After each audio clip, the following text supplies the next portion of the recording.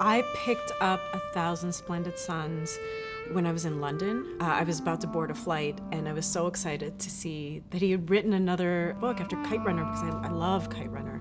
So I took the book, assuming I would read maybe a little bit and then fall asleep. I read it for the whole flight.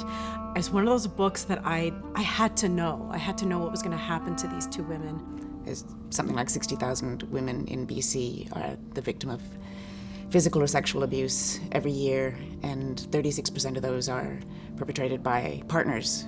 So it's not something foreign, it's not something other. We do have laws and recourse and support in place here that they don't in other parts of the world, but it doesn't mean that the person sitting beside you in the theater doesn't have an experience that resonates the same issues.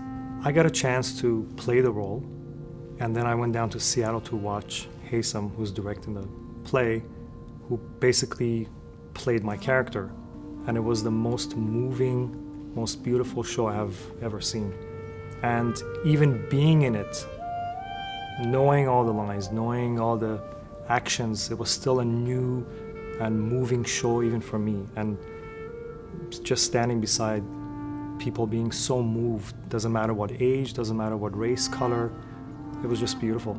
I had the pleasure, Yes. the privilege of being in the earlier production with Anousha in London, Ontario. I had been a fan of the novel when it came out, and then I heard that there was an adaptation commissioned and in the works, and I have a lot of respect for Carrie Perloff, the original director.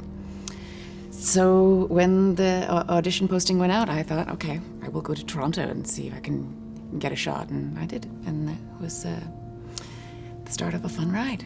I actually heard about the production in London, Ontario. I was like, it was one of those productions where I was like, oh, man, I would like to be in that.